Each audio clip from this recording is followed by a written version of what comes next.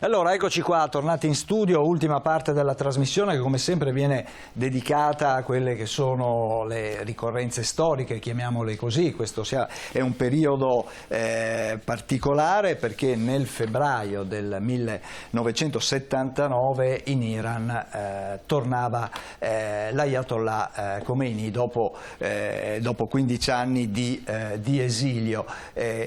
Lo Shah di Persia, Reza Pahlavi, se n'era andato, era ammalato, ma se n'era andato proprio in forza delle proteste che c'erano state nel paese. Ma un Iran che prima era Persia, ma no, che ha una storia, una lunga storia, e che sarà poi protagonista sia con lo Shah, Reza Pahlavi, e poi con Khomeini della politica internazionale.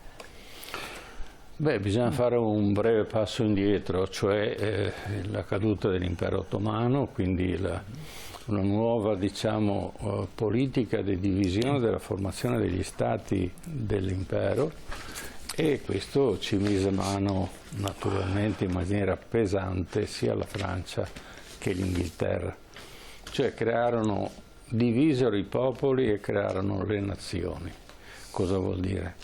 Vuol dire che certe popolazioni furono logicamente, con una logica precisa pro domo loro, diciamo, i due generali che divisero l'impero ottomano, in maniera tale che si creasse una instabilità permanente in tutti gli stati che andavano creati, quindi la Siria, quindi tutto venne diviso in maniera tale che ci fosse instabilità. In una di queste operazioni naturalmente ci fu anche la scelta di un regnante che di diritto non aveva nessun diritto di essere regnante della Persia di allora, ma che fu messo lì perché naturalmente gli inglesi avevano fatto un patto per l'estrazione del petrolio e avevano dato ai Pahlavi e allo Stato persiano la possibilità di guadagnare qualcosa anche loro,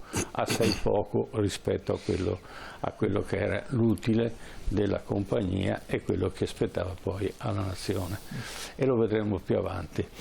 Quindi nasce questa dinastia, e questa dinastia naturalmente deve vivere e deve competere in quel periodo storico che arriveremo fino alla seconda guerra mondiale, perché l'origine della dinastia è alla fine della prima guerra mondiale, il consolidamento, e poi dopo la prima guerra mondiale ci sarà la guerra fredda, e anche là ci sarà tutta una politica di contrapposizione anche nei confronti dell'Unione Sovietica, ma anche un certo distaccamento nei confronti dei paesi occidentali e quindi della NATO, eccetera. Era un paese strategico perché lì c'erano addirittura dei missili, che poi i cosiddetti Jupiter, che saranno poi tolti dopo l'accordo fatto,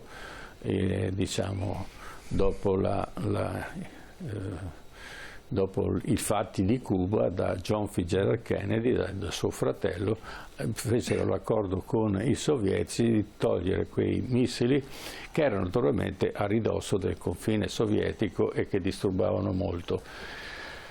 Al di là di questo, naturalmente come arrivò Khomeini è un inciampo del regno di Reza Pahlavi, ed è un inciampo molto forte perché non è soltanto un politico in alternativa ai precedenti, ma è soprattutto un religioso, e qui nasce naturalmente una identificazione molto forte della popolazione nei confronti, unendo religione e naturalmente il concetto di Stato.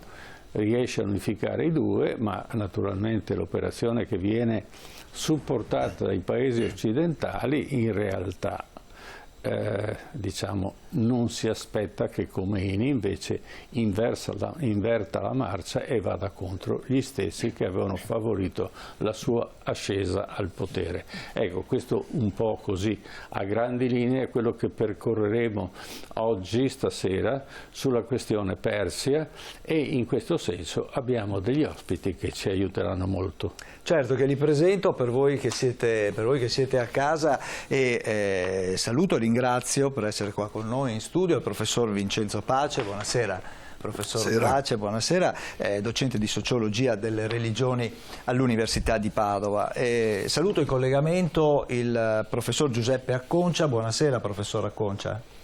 Buonasera a voi. Buonasera, grazie di essere con noi, docente di geopolitica del Medio Oriente all'Università di Padova. E saluto sempre in collegamento il professor Gianni Del Panta. Buonasera, professor Del Panta. Buonasera. Buonasera, grazie di essere tornato appunto nei nostri studi, un politologo, insegna all'Università di Pavia. Allora Ermanno, Iran, Persia e come si diceva un ruolo veramente importante in quegli anni.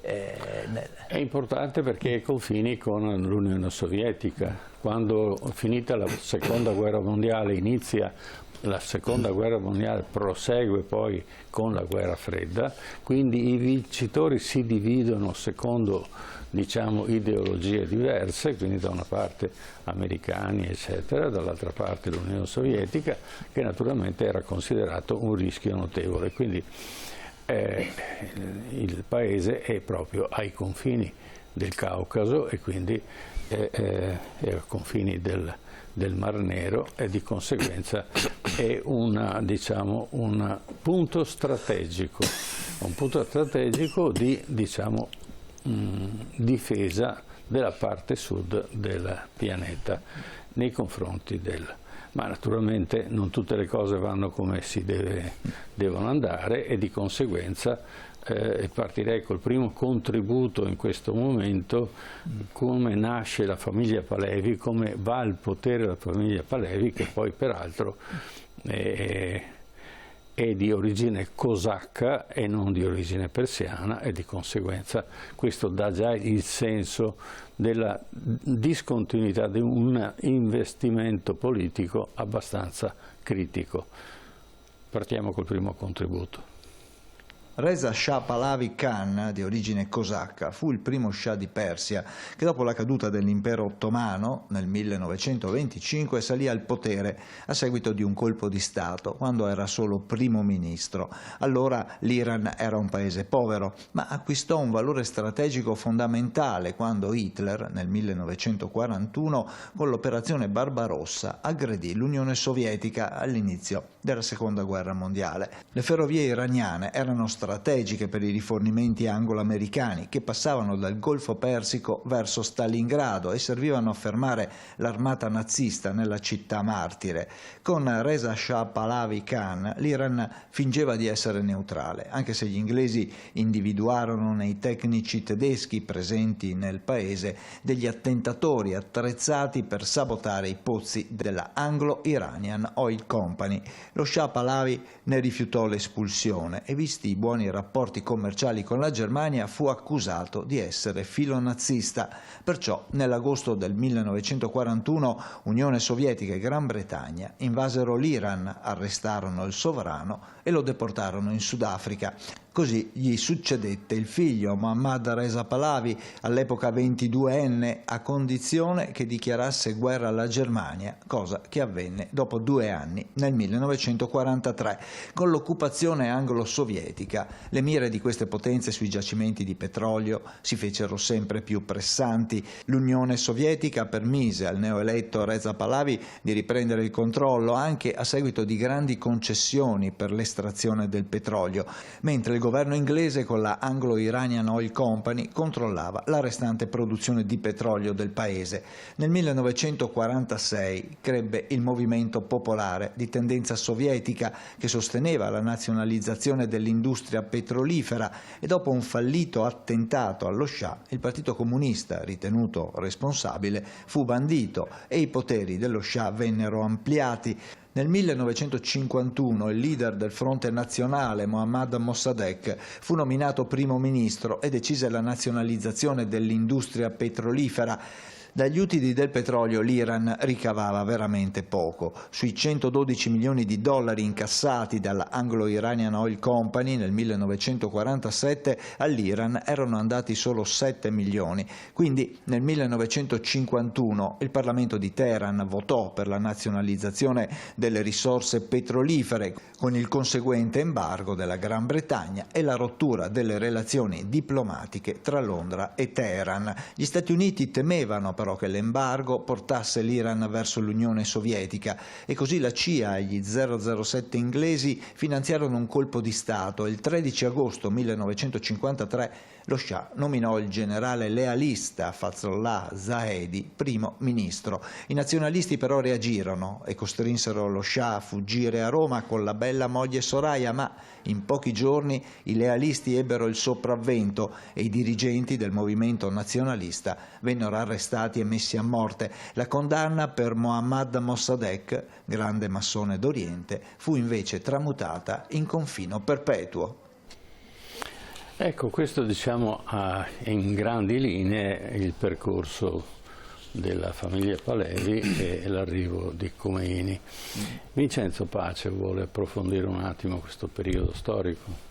Ma su questo periodo storico, su questo periodo storico diciamo che troviamo il problema che ha l'Iran da quel momento in poi, cioè definirsi come una nazione indipendente, alleata però con l'Occidente, e fa i conti con il tema che poi ricorre durante la rivoluzione del 78-79, di quali sono le radici culturali profonde che tengono assieme questo popolo e lo fanno sentire un popolo appunto orgoglioso della propria storia, della propria memoria. Questo tema della memoria è quindi strategico per capire anche le vicende politiche del periodo che abbiamo esaminato adesso e quelle subito successive. In che senso? Nel senso che certo uno può andare indietro con la memoria fino alla gloriosa storia della Persia. Però c'è un altro pezzo di memoria storica nel popolo iraniano che è legato all'avvento di una dinastia, quella dei Safafidi, che dal XVI secolo in poi unificano il territorio, un vasto territorio, un po' ricomponendo entro certi limiti i confini della Grande Persia, entro certi limiti, ma con l'idea che appunto ci fosse qualcosa in comune alla base di questo processo politico, c'è una ideologia religiosa che attingeva dallo sciismo le sue sorgenti. Lo sciismo di cui si parla sempre quando oggi discutiamo dell'Islam evidentemente è un po' diverso dallo sciismo come l'abbiamo conosciuto durante la fase gloriosa di questa dinastia che ha modernizzato per molti aspetti. La prima fase di modernizzazione comincia tra il 600 e il 700 e l'aspetto importante da tenere presente per capire anche Khomeini è il fatto che durante la dinastia dei Safavidi non si è mai arrivata a una sovrapposizione così perfetta e anche pretenziosa fra religione e politica, cioè tra i due poteri, quello dei teologi, dei dotti sciiti e il potere politico, l'amministrazione della cosa pubblica, c'era una funzionale distinzione. Questo ha permesso al clero sciita di acquisire sempre più prestigio, sempre più anche forza economica, perché i Safafidi appunto pur di incoraggiare questa funzione di autorevole custode della moralità, dell'identità religiosa, ma anche collettiva. di unità del paese. Esatto, cioè, la religione dava l'unità del paese, poi naturalmente lo migliorava, donazioni, per cui certo. Questo clero sciita è diventato ricco e potente e ha potuto anche già allora mettere le basi su ciò che poi abbiamo visto funzionare perfettamente con Khomeini, cioè la rete delle istituzioni religiose, delle fondazioni religiose, delle scuole religiose, delle università, quindi con tutta un investimento anche sui quadri intermedi di queste istituzioni, che potevano essere anche non solo indirizzati verso la carriera, diciamo, del clero, ma anche poi prendere altre carriere, quella più politica, del giornalista, dell'intellettuale organico del potere. Ecco, quest'idea quindi che la religione e la politica, anche durante il periodo dei Safavidi, fossero in qualche modo due sfere distinte, anche se non in opposizione evidentemente. Diciamo che è un fenomeno normale. Sì. Se vediamo l'Europa, il cristianesimo e la politica degli imperi, Carlo Magno fu insignito da un papa e non è che andassero d'accordo. C'è sempre l'ombra lunga dell'esperimento fatto da Kemal Mustafa Atatürk. C'è sempre quell'idea che si potesse fare uno Stato, diciamo, secolare, tra virgolette, cioè uno Stato in cui ci fosse una separazione tra religione e politica, ma in più, perché questo è il tratto secondo me che un pochino accosta il periodo di Reza Pahlavi con Mustafa Kemal, l'idea che sì, la religione è separata, ma deve essere controllata dallo Stato, deve diventare un apparato ideologico dello Stato.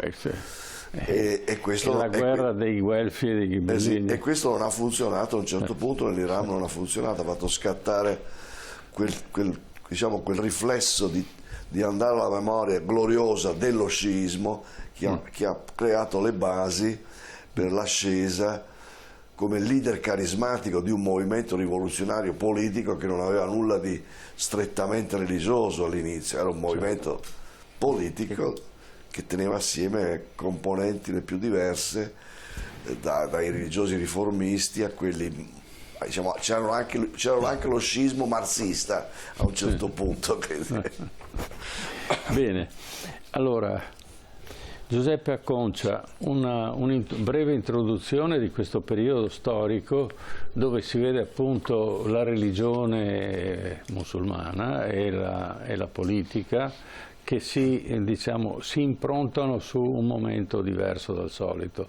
Cioè ormai abbiamo superato con le guerre, abbiamo superato determinate situazioni, il mondo è cambiato e quindi ci vuole un riassetto sia della politica sia della religione. Prego. Sì, il periodo storico a cui finora abbiamo fatto riferimento è molto interessante per l'Iran, perché in realtà uno Stato iraniano ancora non esisteva, c'era una sorta di caos nella regione. L'Iran è un paese fatto di minoranze, ci sono gli arabi, ci sono i persiani, ci sono le minoranze kurde, le minoranze del Sistan e Baluchistan, ci sono gli azeri nel nord del paese che sono una popolazione turchica, ci sono tantissime, è un crogiolo di popoli l'Iran, e quindi in quella fase, nella fase di fine 800 inizio 900, i Qajar, poi la dinastia Pahlavi hanno fatto molta fatica a creare questo Stato che continuava ad avere queste forze centripete e quindi faticava ad essere uno Stato. Però nonostante questo caos così diffuso in quest'area, la società civile iraniana era già molto avanti, già molto progressista, una società civile fatta di cultura, arte, giornalismo indipendente, Dar al-Fanun, Sura Israfil, istituzioni culturali, e quindi già a quel tempo si può tracciare quello che poi è la caratteristica dell'Iran contemporaneo, una contrapposizione tra uno Stato che ancora non è realmente uno Stato, oscurantista, caotico, e una società civile vibrante, molto variegata al suo interno, molto complessa, dove ci sono attori significativi importanti. Tant'è vero che i primi movimenti che hanno portato poi alla formazione del Parlamento, del Majlis, 1905-1921, le rivoluzioni costituzionali, hanno già iniziato a segnare la storia iraniana contemporanea e hanno dato un volto che ha portato evidentemente a quell'Iran che è molto conosciuto anche in Occidente, cioè quell'Iran dove c'è una vita, come diceva anche il relatore dell'intervento precedente, secolare, una vita dove le donne avevano un ruolo molto importante ma anche molto evidente all'interno della società. Ci sono queste immagini di un paese occidentale, di un paese che subiva molto l'influenza europea.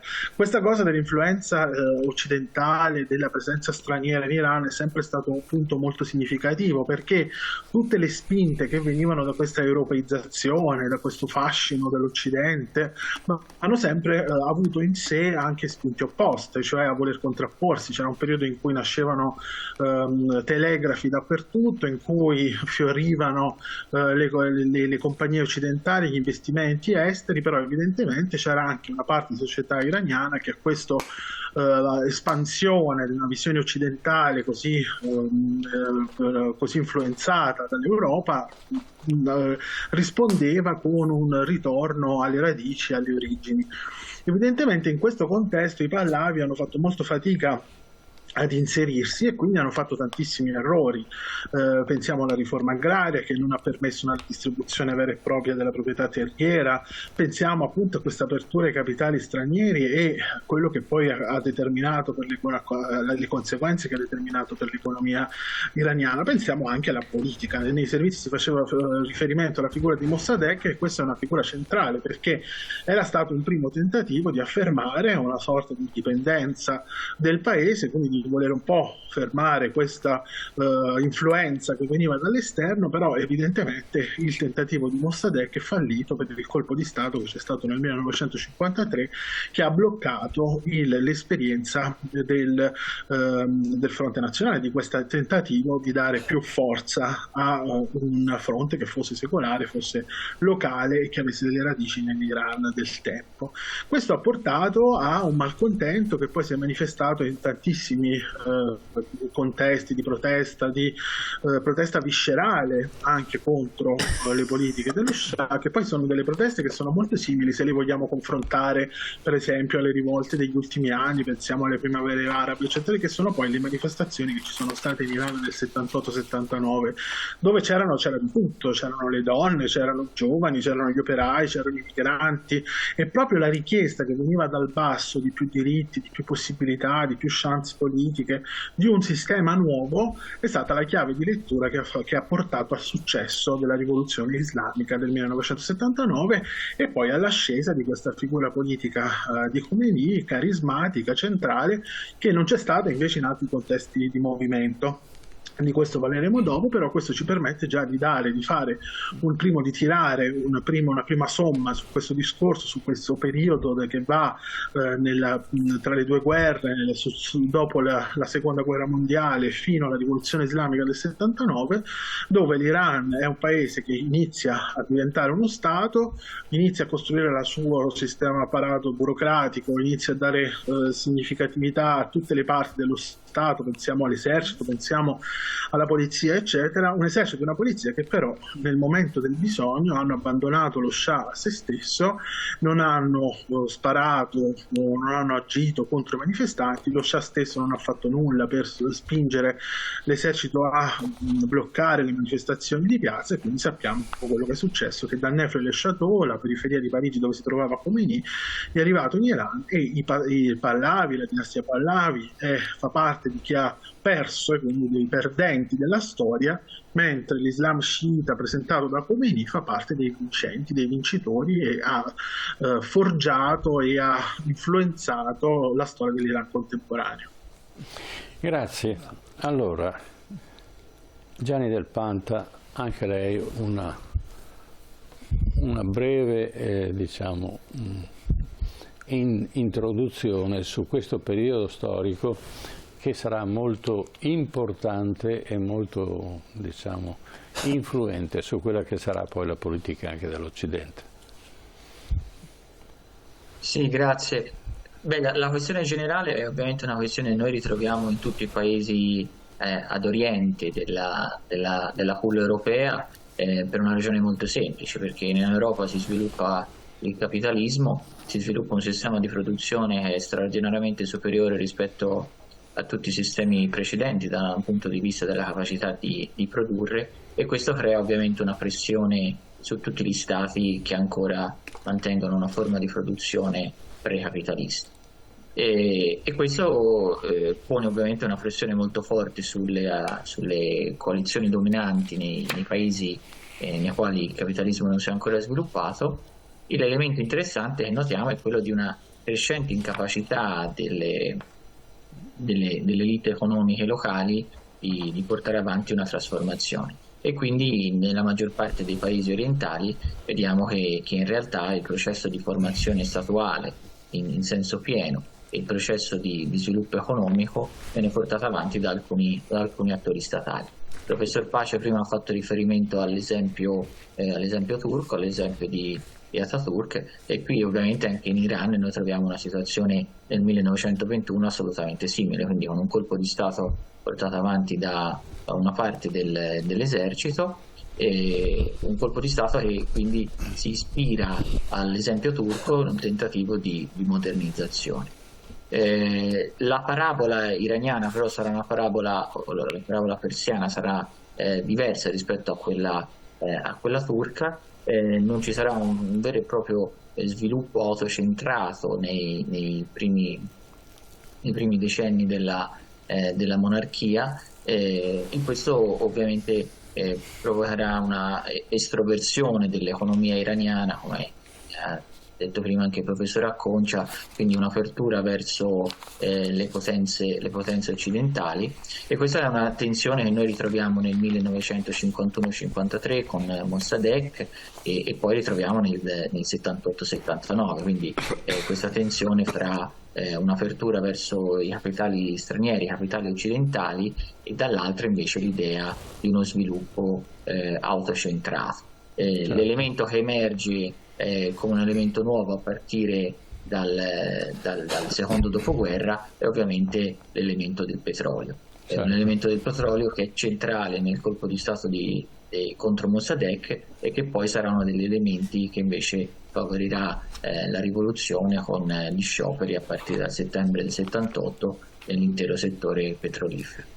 Certamente, ma diciamo che l'Oriente viene, dopo la Prima Guerra Mondiale, viene vessato da una presenza molto importante che è quella del petrolio, e di conseguenza ricadrà sulla politica delle varie nazioni il problema di come gestire l'economia e naturalmente difendersi dalle multinazionali che avevano grandi poteri a quell'epoca e che erano rappresentate non solo dalle grandi 7 sorelle, di cui conosciamo poi l'esito del nostro grande diciamo, petroliere italiano, ma soprattutto difendere la propria indipendenza.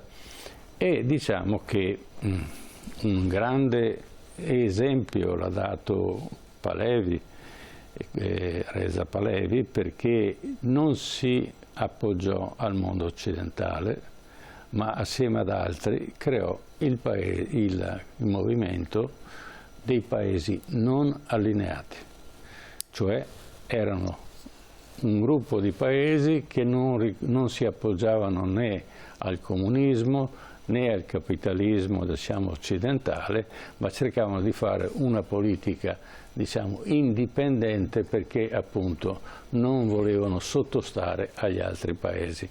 e questi naturalmente erano i Pahlavi, perché lì c'era la grande banca dei paesi non allineati, era gestita da Reza Pahlavi, mentre la politica era gestita da Josip Tito della Jugoslavia.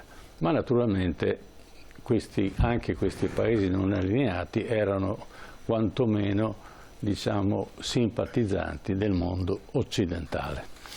E andiamo al secondo contributo. Iran dallo Shah a Khomeini.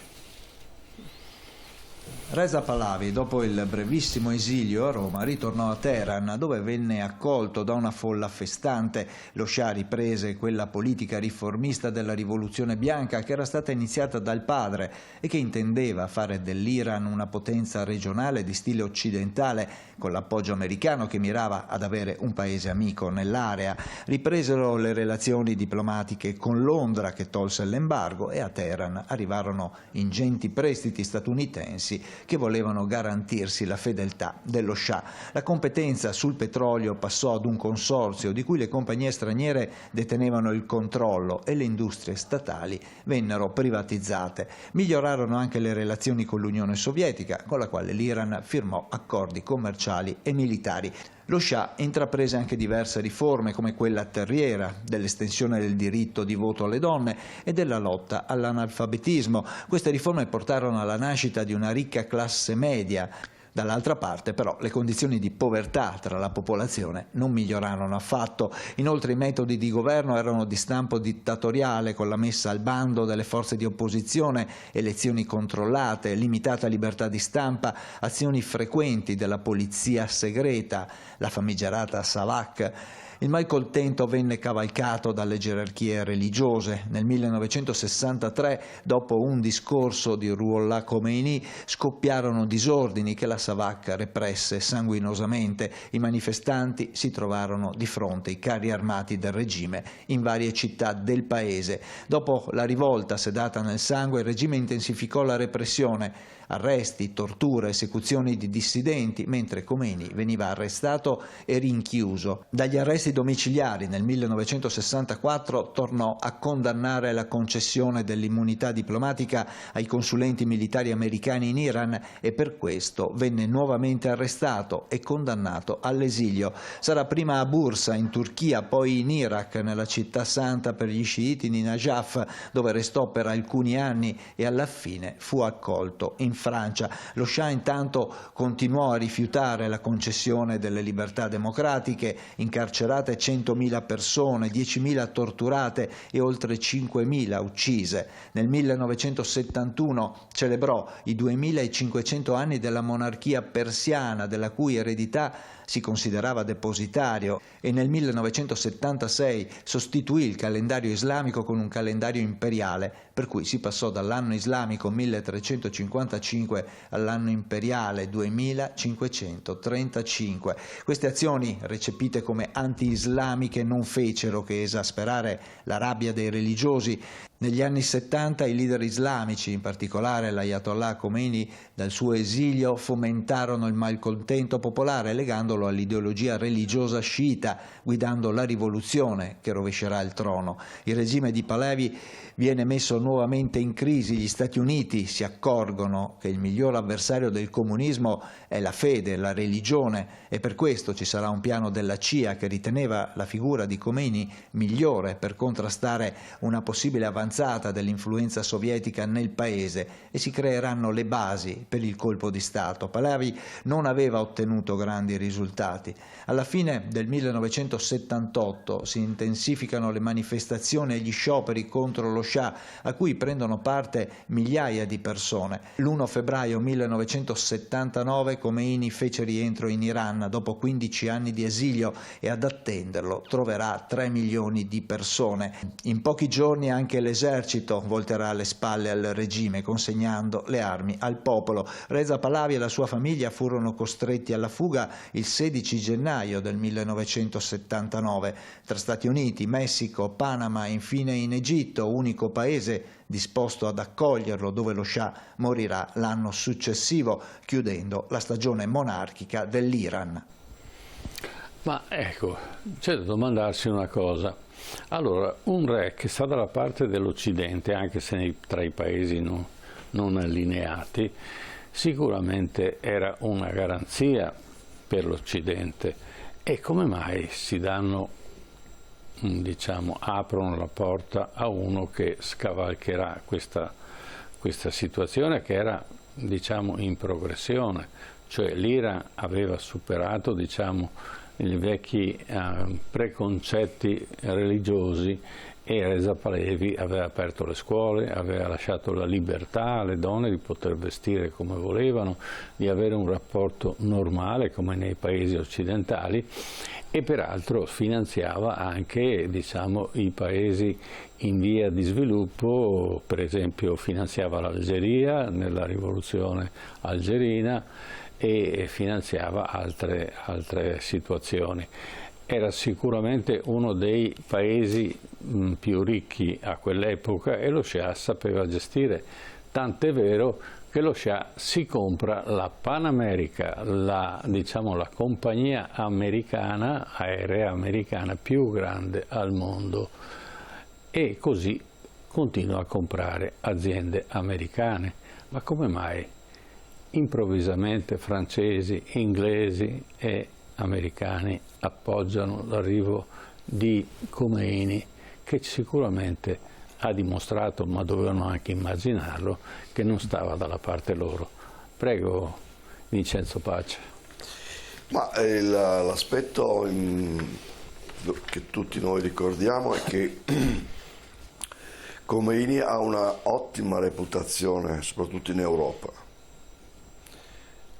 La immagine è emblematica quando scende da un aereo Air France, messa a disposizione dal governo francese.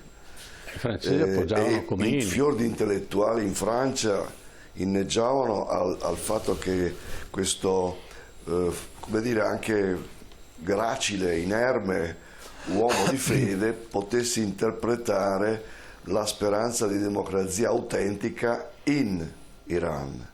Sì.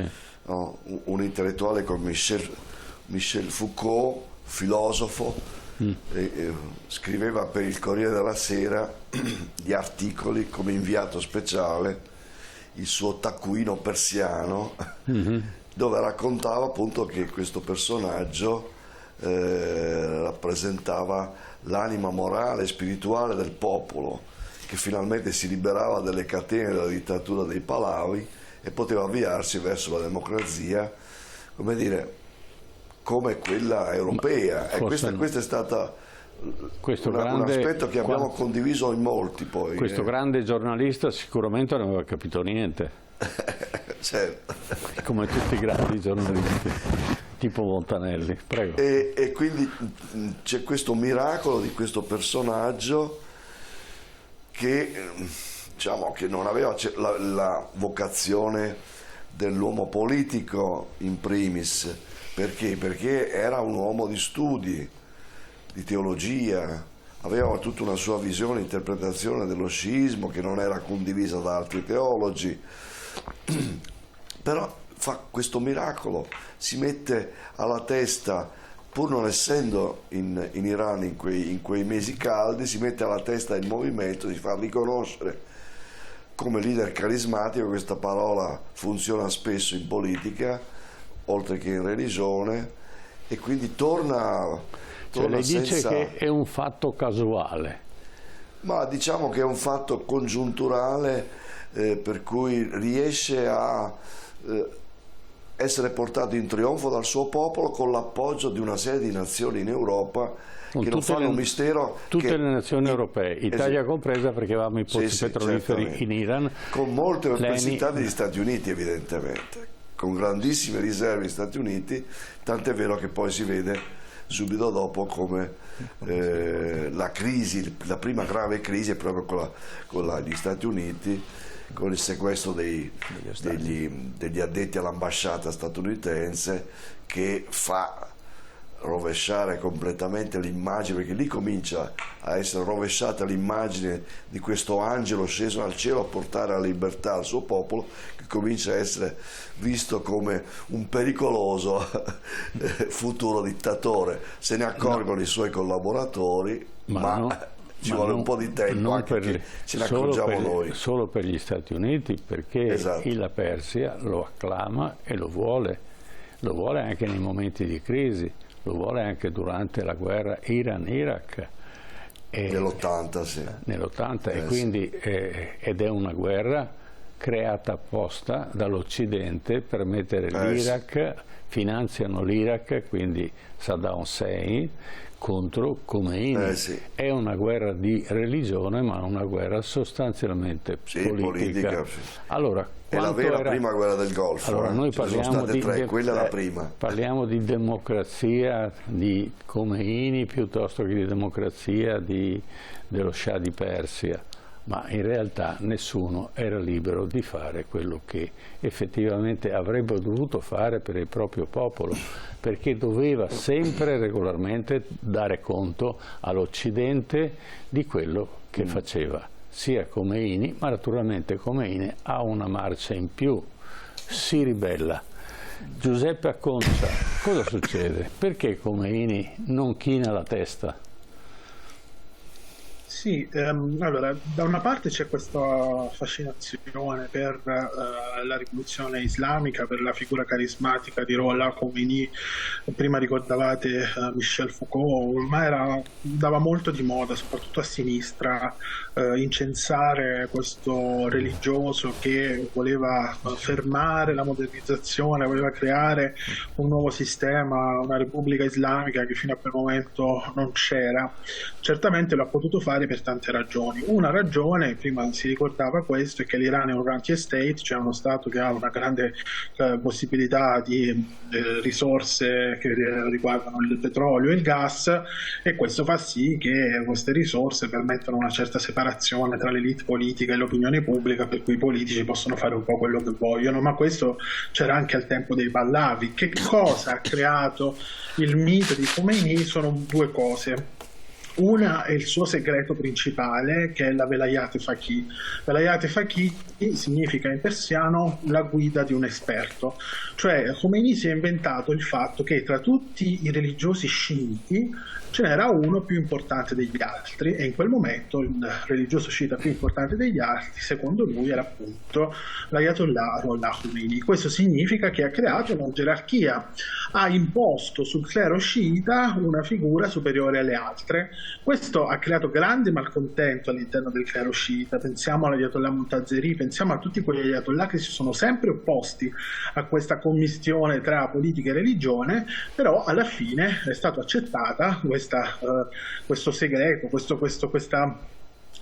formula che è stata creata da Khomeini, che poi ha portato alle fondamenta della Repubblica Islamica, a costruire questo sistema che è repubblicano perché si va a votare, ma che è fortemente radicato nella religione. Però anche questo non basta a spiegare il successo di Khomeini, perché, come dicevate prima voi, la cosa che veramente ha fatto la differenza per le sorti della rivoluzione islamica è stata la guerra Iran-Iraq, perché la guerra Iran-Iraq 80-88 ha cementato il sistema della Repubblica Islamica, ha fatto sì che quel sistema avesse senso, dovesse funzionare, avesse una sua logica di opposizione all'influenza esterna. Ricordiamo che a quel tempo Saddam Hussein in Iraq era finanziato dagli Stati Uniti, e soprattutto avesse una sua base del consenso, perché nella guerra Iran-Iraq sono morte 1 milione di persone. Queste persone sono considerate in Iran dei martiri, ci sono le loro foto nelle grandi città iraniane. Queste persone hanno delle famiglie, e ancora queste famiglie hanno uno stipendio.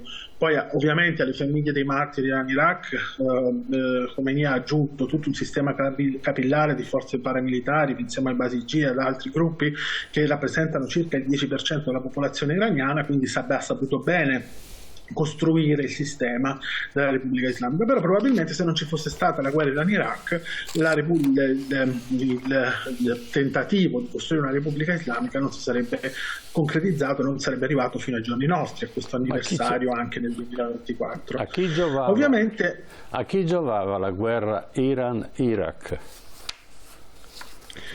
ha giovato a Khomeini, ha giovato al suo progetto. In quel tempo il tentativo era un po' diverso e gli Stati Uniti avevano una loro logica in Medio Oriente, che era quella del dual containment, cioè loro volevano che Arabia Saudita e Iran si contenessero automaticamente tra di loro senza direttamente intervenire. Questa era la logica nel tempo delle relazioni internazionali tra i due paesi. Evidentemente è stata anche questa una logica fallimentare, e questo lo possiamo anche vedere nell'evoluzione contemporanea. Avete fatto riferimento alle guerre del Golfo, ma pensiamo soltanto oggi. Ma chi stava dalla parte dell'Iran, dalla parte di Khomeini, e chi stava dalla parte di Saddam Hussein? Degli occidentali. Appunto, prima abbiamo detto che Saddam Hussein ha avuto questo sostegno statunitense, ed è incredibile perché poi nel 2003 gli Stati Uniti hanno attaccato l'Iraq e ovviamente è vero, voi dite che in Europa c'era un sostegno per Khomeini, certo anche lì però dobbiamo fare tante differenze, per esempio la Gran Bretagna. Chi armava l'Iran? Anche Israele. Perché l'Iran non era in grado di sostenere una guerra con l'Iraq, Israele. E allora è una guerra per l'Occidente, divide e timpera. È un vecchio detto, ma quando si mette in pratica ha i suoi usufrutti. Il problema è che pensavano che naturalmente Saddam Hussein vincesse e quindi avrebbero sistemato l'Iran. La cosa non succede purtroppo e di conseguenza Khomeini diventa l'eroe. Diventa l'eroe che salva la patria, ma probabilmente lo era potenzialmente. Poi è chiaro che quando Khomeini va al potere deve sottostare a quelli che sono i diktat americani e lui non ci sta. E questo naturalmente viene fatto l'embargo nei confronti dell'Iran. Vuol dire che non arrivano più medicine, vuol dire che non arrivano più risorse, diciamo, e nessuno può più commerciare, salvo il Giappone. Il Giappone costruisce la Nissan in Iran, scusate, e costruisce altre fabbriche e commercia e non sottostà a quello che è la richiesta degli Stati Uniti.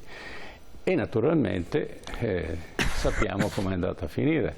Poi il Khomeini diventa l'eroe della patria, suo malgrado, e lo abbiamo visto anche in altri momenti, quando questi personaggi che aiutano e che difendono la propria nazione poi diventano degli eroi anche se di fatto non lo sono. L'ultima cosa che volevo aggiungere è che questo fatto, questo avvenimento gli ha permesso poi a un certo punto di escludere tutti gli altri attori rivoluzionari. Pensiamo al Partito Comunista Iraniano Today, pensiamo ai partiti liberali, pensiamo ai curdi, pensiamo alle donne che hanno subito l'imposizione dell'obbligatorietà del velo. Quindi in qualche maniera questo, come appunto diceva, questa creazione dell'eroe di Khomeini come figura carismatica che ha guidato la Repubblica Islamica gli ha permesso di cacciare via tutti gli altri e di tenere nelle sue mani un potere smisurato, che poi però è anche il problema della Repubblica Islamica oggi, perché la Repubblica Islamica non è riformabile. Abbiamo visto che è un sistema che va avanti per inerzia, perché c'è un contesto internazionale che l'agevola, però in realtà al suo interno ha delle rivalità fortissime. Pensiamo ai tecnocrati di Rafsanjani, pensiamo ai conservatori dell'attuale guida suprema di Khamenei, pensiamo ai Pasdaran di Mahmoud Ahmadinejad e come hanno messo ai margini i riformisti, e poi se volete andiamo avanti su questo, nonostante la società civile iraniana sia ancora straordinaria, così come lo era al tempo dei Qajar, perché chiede uno Stato più progressista e non si accontenta dell'oscurantismo della Repubblica Islamica. Certamente, certamente, però attenzione, quando Khomeini va al potere succede una cosa strana. Khomeini dice: siete tutti liberi, tutti potete andare al governo e il nostro governo sarà un governo libero che rappresenterà tutti i partiti.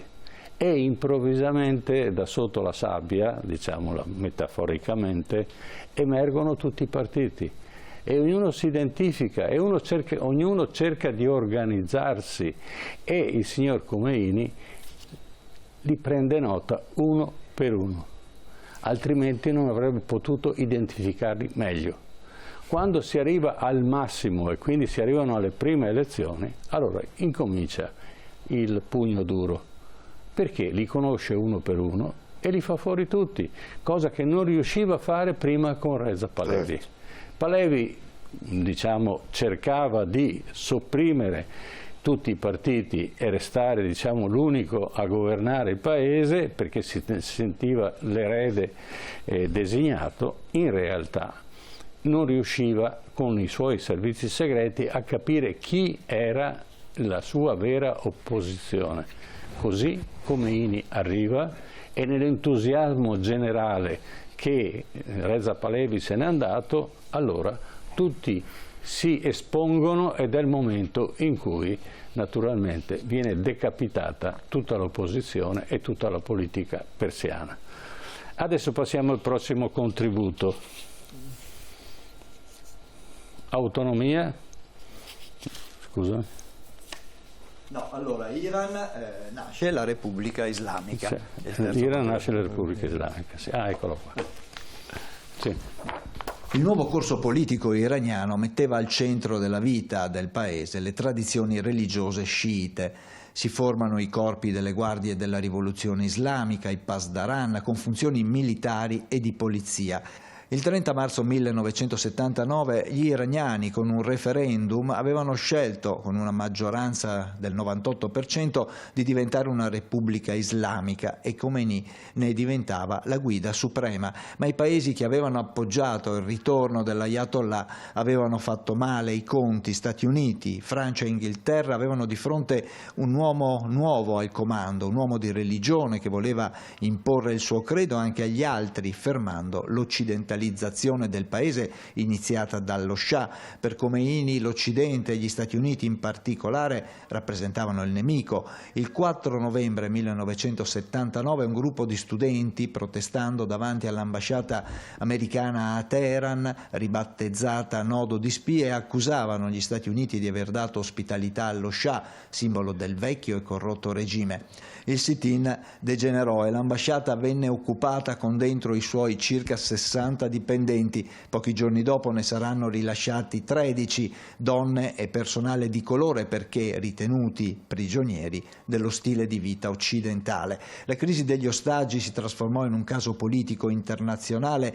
Khomeini incitò la comunità islamica alla mobilitazione. Negli anni successivi si doveva far sì che 20 milioni di giovani iraniani fossero in grado di imbracciare le armi per difendere il paese. Gli Stati Uniti nell'aprile del 1980 tentarono un'operazione per liberare gli ostaggi, ma il blitz fallì e morirono 8 Marines. La crisi si risolverà solo dopo 444 giorni grazie ad un accordo tra Washington e Teheran che si raggiungerà con la mediazione dell'Algeria. È il 20 gennaio del 1981 ed è il giorno dell'insediamento del nuovo presidente americano Ronald Reagan, che aveva battuto il presidente Jimmy Carter in crisi anche per il fallito blitz degli ostaggi.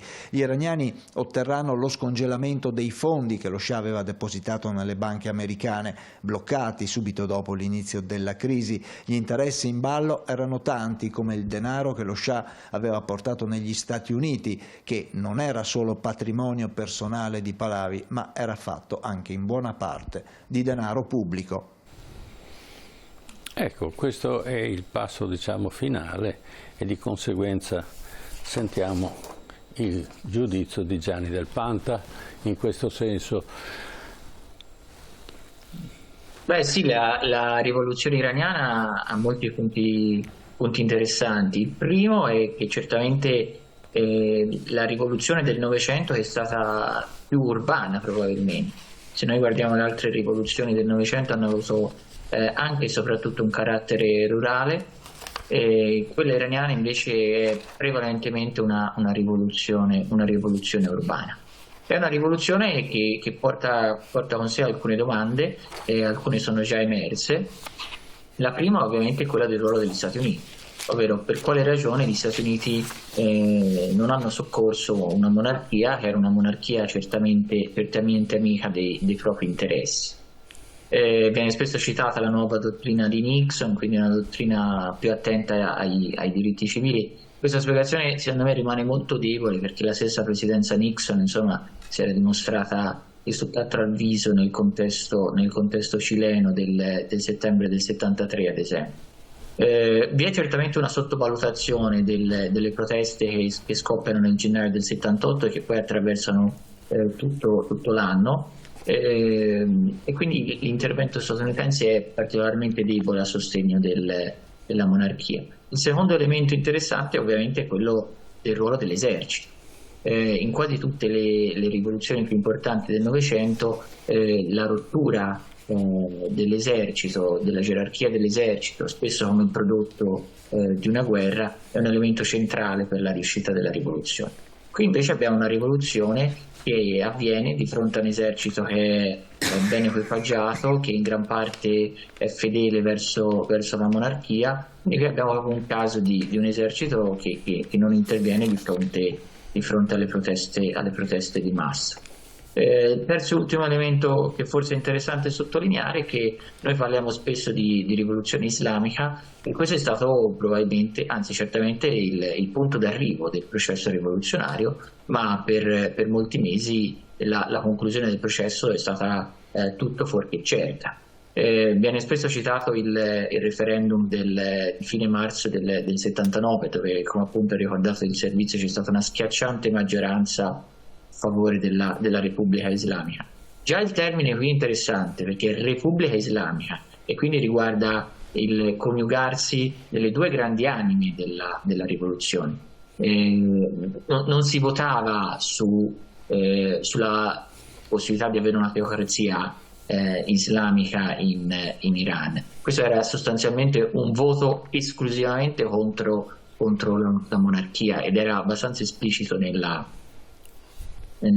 definizione appunto di Repubblica Islamica, che non era la definizione preferita da Khomeini e dalle altri religiosi, ma che appunto era una necessità di tenere insieme le varie anime della rivoluzione, e soprattutto perché a partire dal marzo-aprile di quell'anno fino quantomeno alla fine del 79, ma probabilmente anche all'inizio degli 80 il potere di Khomeini è fortemente sfidato soprattutto sui luoghi di lavoro, con una serie di esperienze molto importanti di consigli di fabbrica, di consigli operai, e che saranno uno dei limiti più importanti, almeno in questa prima fase, nella capacità di Khomeini di cementare il proprio potere. Da questo punto di vista la guerra che scoppia nel settembre dell'80 con l'Iraq invece rappresenta un elemento di solidificazione interna per il regime, quindi con la capacità del regime di porre rispetto al nemico esterno la possibilità di avere un coalizzarsi di tutta la nazione attorno alla bandiera, e come è stato ricordato prima, un'aggressione irachena sostenuta di fatto da tutte le potenze occidentali, con l'eccezione invece israeliana di questo appoggio, che oggi suona strano rispetto a quello che vediamo sullo scacchiere mediorientale alla nascente Repubblica Islamica. Perché pecunia non olet, diceva il nostro imperatore Vespasiano. E per concludere, allora, Vincenzo Pace, ancora oggi non è cambiato nulla, mi pare. Si è modernizzato un paese abbastanza, ma sostanzialmente quella Repubblica Islamica è rimasta nonostante tutto. Prego. Sì, con in più un elemento che noi vediamo da un po' di anni a questa parte, che lo sciismo è interpretato dalla classe dirigente iraniana come una bandiera sotto cui raccogliere tutta la famiglia molto dispersa e frammentata dello sciismo stesso, sparso Ecco, nel Medio Oriente, dal Libano allo Yemen. Ai nostri telespettatori, diciamo che le correnti, diciamo, del musulmane sono prevalentemente o sciiti o sunniti, ecco. Quindi il sciismo cercava di raccogliere tutti. Sì. Prego.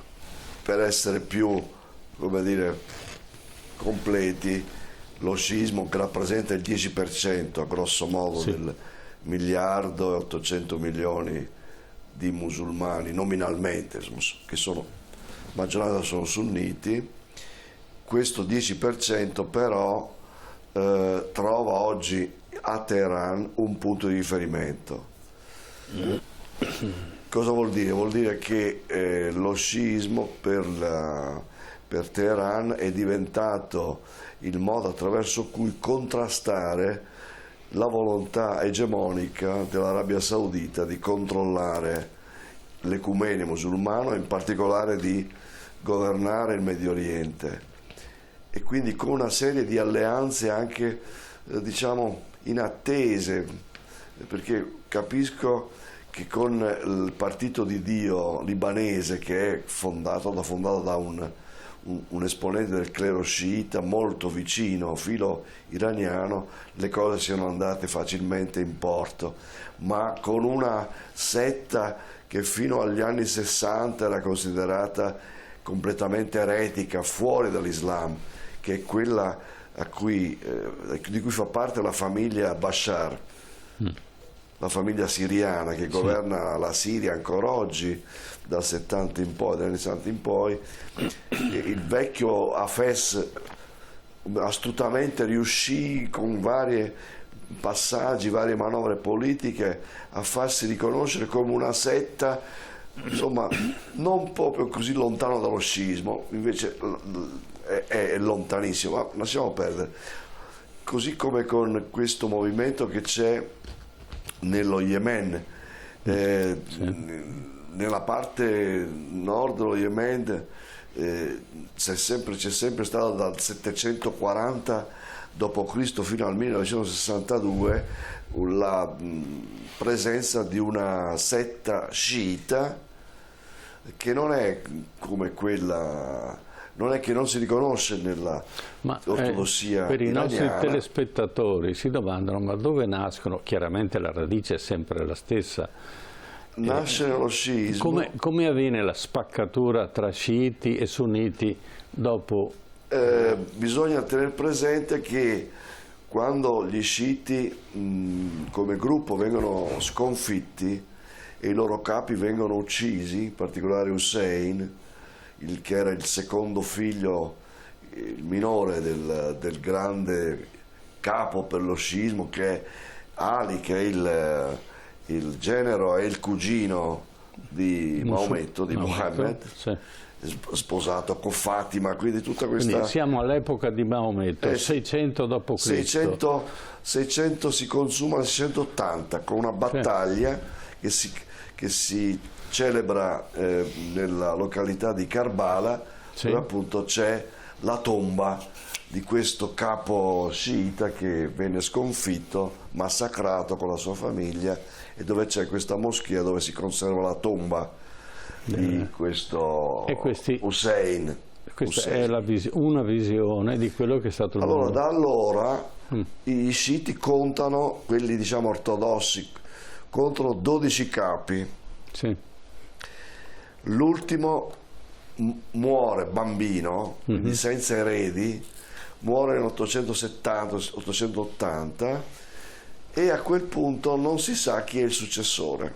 Certo. Un teologo inventerà questa bellissima teoria: guardate che il 12° capo non è morto, si è nascosto, tornerà alla fine dei tempi. Mi pare che ci siamo. E cosa succede? Che alcuni gruppi diranno: beh, va bene, i primi 5 vanno bene, e forma una setta, si stacca. Altri si fermano al 7° imam e formeranno un'altra setta, l'Aga Khan, gli Ismailiti, sì, e così via. Gli Ismailiti, diciamolo ai nostri telespettatori, ne parla Marco Polo, che è la setta degli assassini. No? Assassini perché usavano usare appunto, cibarsi dell'hashish e poi, prego.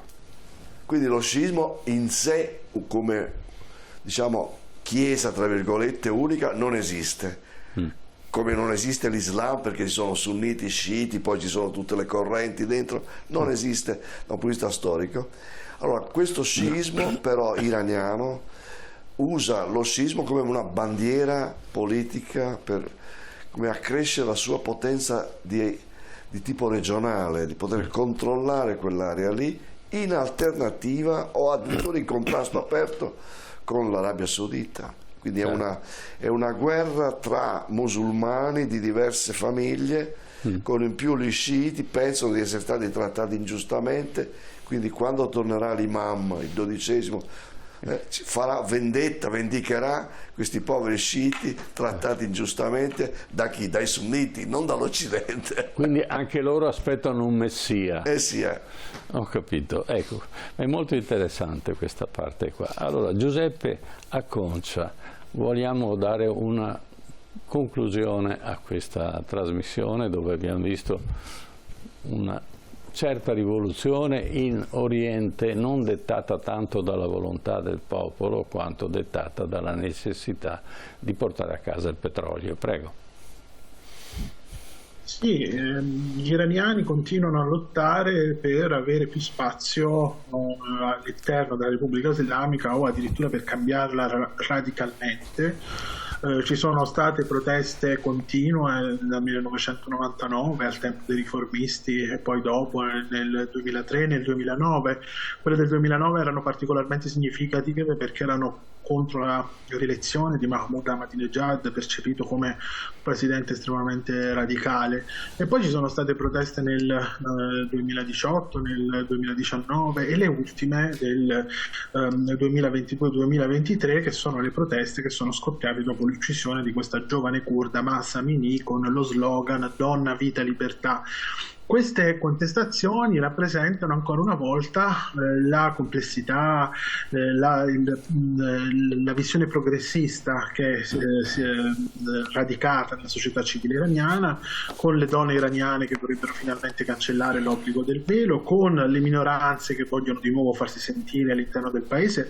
Pensiamo ai curdi e pensiamo come le proteste del 2022-2023 sono state molto significative, soprattutto nel Rojalat, nella regione del Kurdistan iraniano, che è una regione persianizzata, diciamo le città di Kermanshah, di Sanandaj, e come è difficile per i curdi ancora avere legami solidi, forti con i movimenti autonomisti curdi, ma nonostante questo sulle montagne di Sanandaj si continua a combattere e si combatte al fianco della guerriglia curda che si rifà al PKK, il partito dei lavoratori del Kurdistan di Abdullah Öcalan. Quindi evidentemente è una società civile estremamente complessa, una società civile giovane, fatta da giovani che vorrebbero avere molto più spazio all'interno del sistema della Repubblica Islamica, che non ce l'hanno, evidentemente perché anche hanno difficoltà a trovare lavoro, perché l'Iran è strangolato da un embargo che va avanti dopo l'annuncio del programma nucleare che voleva essere già un progetto dello Shah,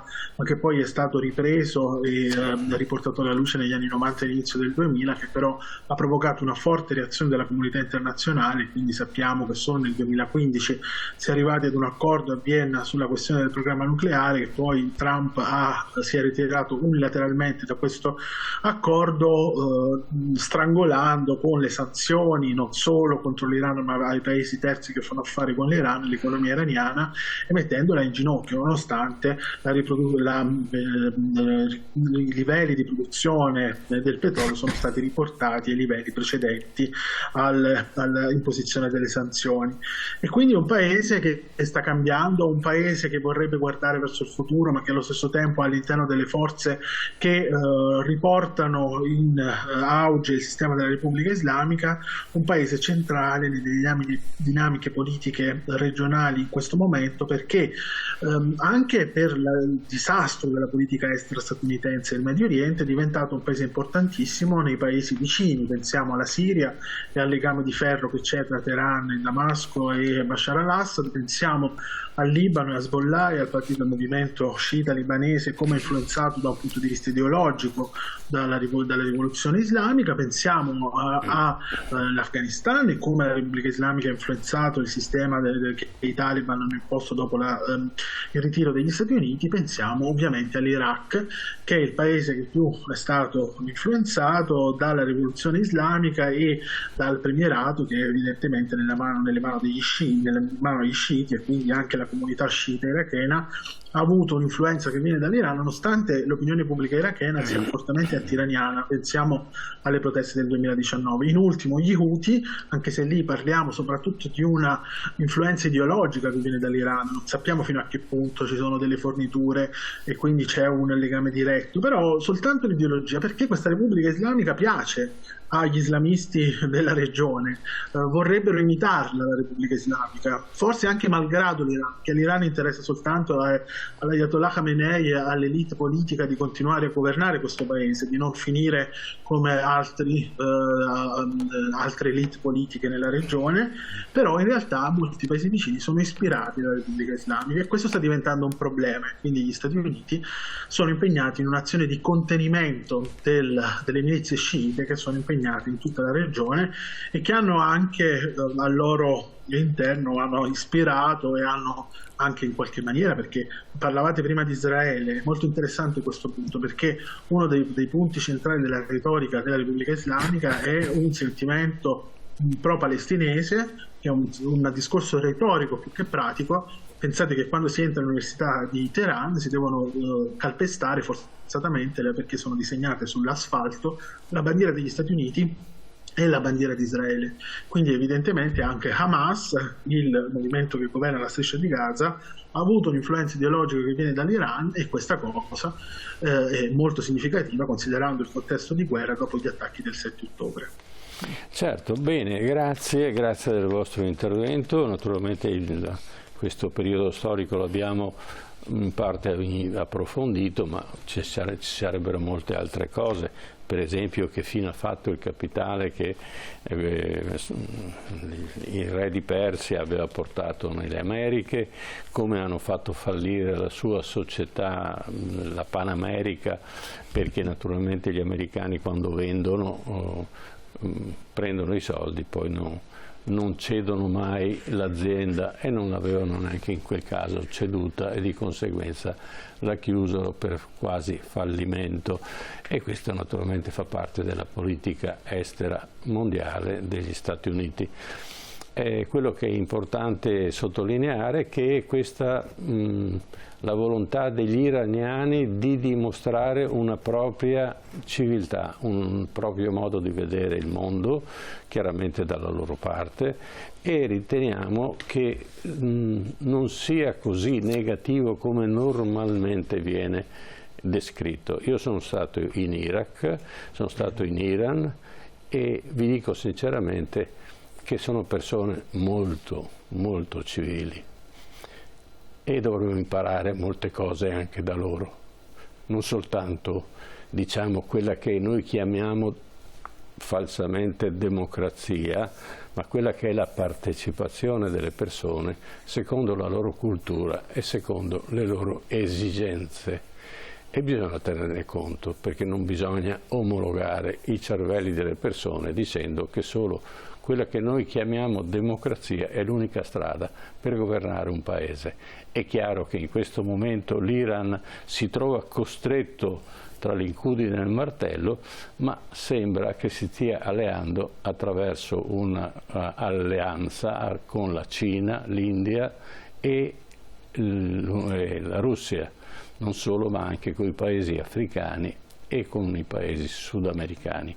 Questo naturalmente non è una bella cosa, perché dividere il mondo è una delle cose più stupide che si può affrontare.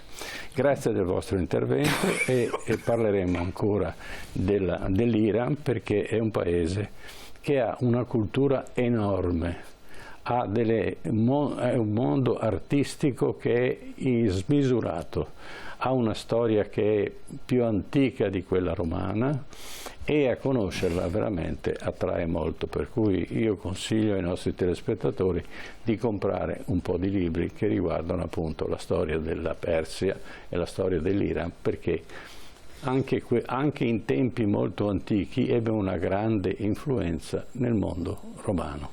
Grazie.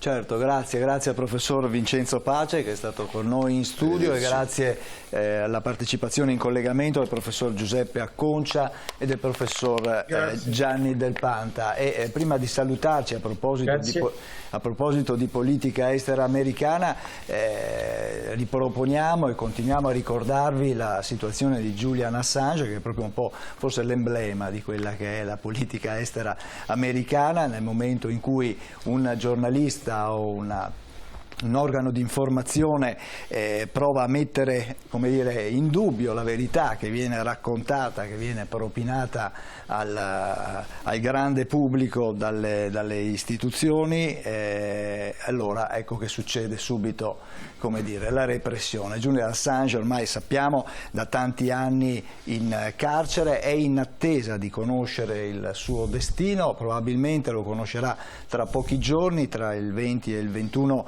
di febbraio prossimi, quando un tribunale inglese deciderà se estradare Julian Assange negli Stati Uniti o meno. Se dovesse andare negli Stati Uniti, ormai lo sapete, probabilmente dovrebbe subire una condanna superiore al secolo di carcere. Ecco, per lui chiediamo ovviamente che le accuse vengano a decadere e che possa tornare in libertà e alla sua vita. Assange è un caso, ma poi abbiamo il caso di Aung San Suu Kyi, premio Nobel per la pace del 1991, anche lei ancora incarcerata nel suo paese, dove si è battuta per i diritti umani, nel Myanmar, e adesso peraltro i golpisti, una delle ultime notizie, hanno deciso di mettere all'asta la casa appunto del premio Nobel per la pace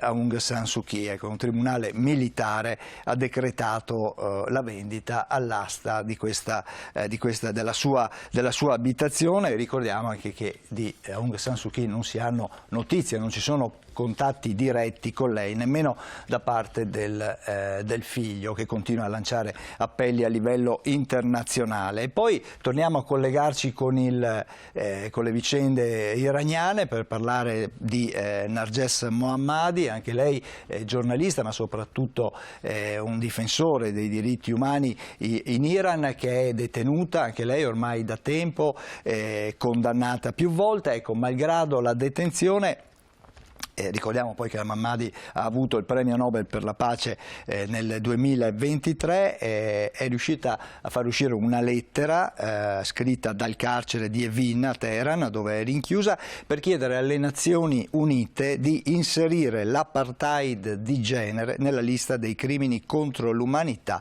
perché in tutto e per tutto, dice, simile all'apartheid razziale. Ecco, questo per dare anche l'idea di quella che è la forza e la determinazione di queste persone, per le quali noi chiediamo che sia fatta giustizia, che possano tornare al più presto alle loro vite e ai loro affetti. Ci fermiamo qui, grazie per averci seguito, vi lasciamo ai nostri programmi, noi ci ritroviamo venerdì prossimo alle 21, TV7 Match. Buonanotte.